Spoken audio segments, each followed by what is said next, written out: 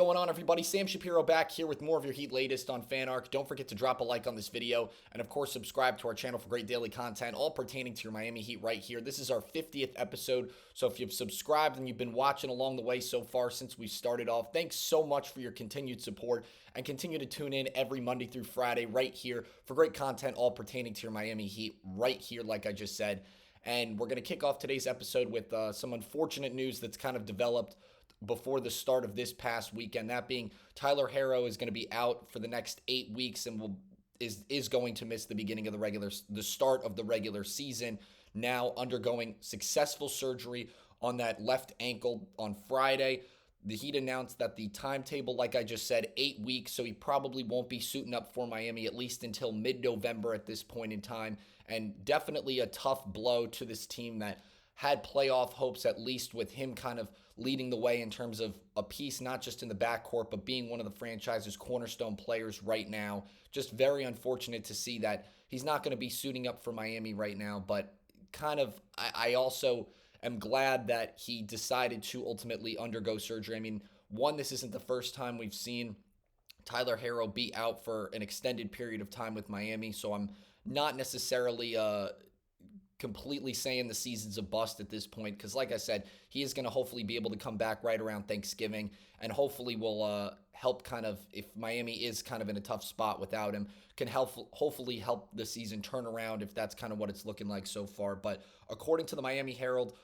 Herro was dealing with some discomfort in his left ankle while working out over the summer during the offseason. Herro received platinum-rich plasma and cortisone injections to kind of deal with some of the discomfort he was experiencing in his left ankle. And Miami was kind of hoping that that was going to lead to him hopefully avoiding to have surgery, with training camp right around the corner now. But however, the discomfort continued, so surgery was kind of the best option, it seemed like, at this point in time. That's what reports are saying. And quite honestly, this is, like I just said, this isn't really the first time we've seen Tyler Herro deal with an injury. We haven't even seen him play a full season in the NBA since he was drafted. Most of those seasons really only playing about 50 to 60-ish games, and then one of those seasons, I believe, 42 games. So it's not like Miami, this is new to Miami, where they've had to deal with their star guard being out for an extended period of time and having to try to fill in some of the gaps that, now are going to be even more hard to address now that he's not going to be suiting up, at least for the start of the regular season. So I'm hoping this kind of helps the depth of the team really develop in a scenario where they can't rely on, their main scoring option to kind of not just come out and be a deep ball threat and kind of create a lot of difficult shots, but also facilitate the offense in the grand scheme of things, because defensively, it's not, I feel like, going to make a major difference now that he's not going to be on the court for the beginning of the season. Obviously, he played the most games over the course of one regular season in his last season, where he was named an all-star for the first time in his career. So,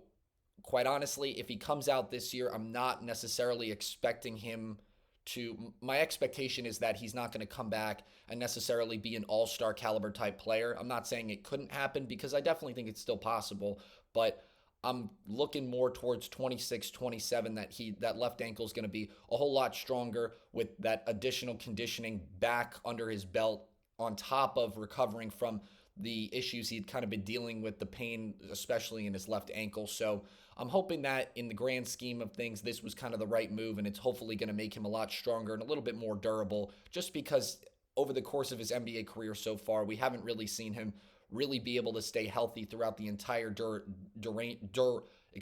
duration of an entire NBA season. So again, I'm just hoping that this was the right move. I'm glad that Herro is kind of,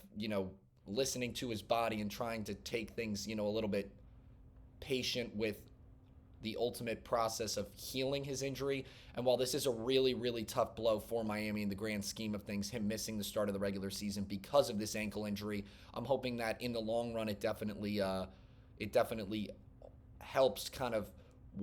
help him work towards getting back to being on Miami's roster, at least for a full NBA season over the course of his career. It's definitely going to put a lot of question marks around what the extension is now going to look like for him, especially if he can't consistently stay healthy, because for the money that he's kind of asking for and what he's going to be eligible for. I don't know if Miami's necessarily going to want to cough that up if he can't really find a way to stay on the court consistently. But this isn't the first time Miami's had to deal with his absence, really, and players obviously have had to come in and step up. And I feel like in those seasons past, Miami has kind of had to last minute on the spot kind of have players step up and fill kind of a void for him, especially on the scoring front. So it kind of begs the ultimate question, who is going to step up now in the absence of Tyler Herro? I think all eyes are definitely pointing towards Kel'el Ware, obviously, because of just the overall questions surrounding his development and the hopes for what he's going to be able to achieve. But I think that if he comes into this season guns blazing, it can definitely do a lot for this Miami team. And I think right now, because of his absence, it's going to help create a lot more opportunities for some of the younger guards on the team that have kind of developed over the course of the summer, especially.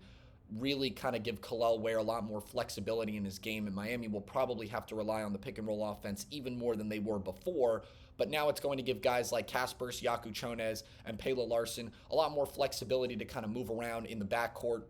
and facilitate their game with him as well. So having those guys then come off the bench, assuming when Tyler comes back, will kind of give more,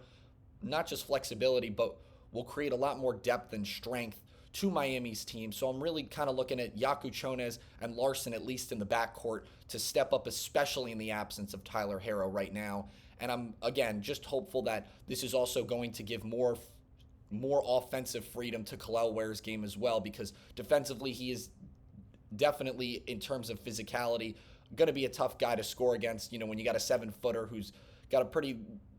big wingspan and, you know, is also a pretty quality shot blocker, you're dealing with a pretty scary guy to have to match up against night in and night out. So I'm hoping that those three guys are definitely going to make the most out of having the opportunity really to step up in the absence of Tyler Herro, because they're definitely going to have to make up for some lost ground now that they don't have their best primary scorer. But this also kind of begs the question,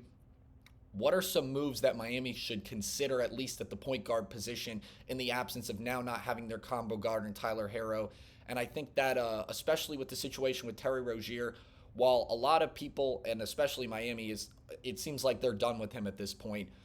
but it also kind of creates the opportunity for him to maybe find his game again. And I know Miami, it seems more kind of on the side of trying to get rid of Rozier than anything. And at this point, it seems like they would quite honestly waive him and just be okay with the dead money they still owe him,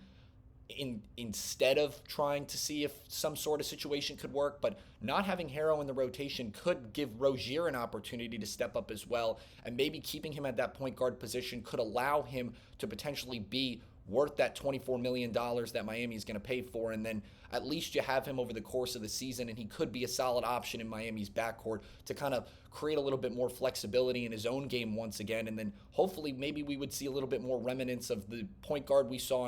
in Charlotte, but also in Boston, now kind of more in a starting role for Miami, and because of not having Herro could maybe allow him to be a little bit more creative and more comfortable with his game instead of having to take a back seat behind him and some of the other guards Miami is kind of looking at. Obviously, Powell and Wiggins are going to have to step up as well, especially in the scoring department, and I think this also kind of creates that flexibility and gives them more of a reliance in terms of we're going to need them. We're going to look to them at least to score some more of our points, at least at this point in time. But I think Terry Rozier, the eyes are kind of on him now if Miami decides to not part ways with him before the regular season starts, although they seem kind of done with him. But I know I've mentioned this a lot as well. Russell Westbrook is definitely looking like a good option for a potential signing right now, more than anything, assuming that Miami kind of has the ability to bring him on board for some sort of deal. But bringing in a veteran point guard like Westbrook right now doesn't really seem like a bad idea, just because he could really come in and be a starting point guard. And while his talent doesn't necessarily grant that ceiling for him, at least at this point in time, or at least I'm not completely convinced right now, adding Russell Westbrook could definitely help fix some kinks in the armor, at least this backcourt is going to have to deal with to start off the regular season, now that Tyler Herro is not going to be suiting up, at least for the tip-off of regular season. So drop in the comments if you think Miami banking on, or Miami considering Russell Westbrook now more than they did over the course of the summer would actually kind of make some sense, especially if they're not confident that Rozier could pick up where he left off before coming to the 305. Because I definitely think not the worst idea in the world to look at a guy like Westbrook, a veteran point guard who's got a plethora of talent kind of, or accolades really to his name, and could really contribute to, I think, Miami being a somewhat successful team. I don't think Herro being out means that Miami's going to miss the playoffs, but if you bring in a guy like Westbrook, or if Rozier can step up at least at point guard, you're not necessarily taking a major setback in terms of the grand scheme of things where the team is totally going to stand, at least while the time Herro is out, until hopefully he'll be back by Thanksgiving, assuming that ankle is A-OK, at least at that point in time. And now moving over to some other news regarding kind of Miami Heat as well, but I wanted to add this segment in there just because Bam Adebayo made an appearance in giving his girlfriend the most valuable player in the WNBA, A'ja Wilson. He surprised her with her 4th WNBA MVP trophy over the course of this weekend, and it was just, I think it was very sweet to see him come and present her the trophy. Kind of also being part of the surprise. Congratulations, you're now in a league of your own. The only player in the WNBA's history to have 4 MVP awards, and the two publicly announcing the relationship this year in February. The two of them, I honestly just think are very sweet, and I like how their relationship kind of has been at least presented in the media. I wouldn't say I know what happens behind closed doors, but it was sweet to see him kind of be there for, such a major milestone, not just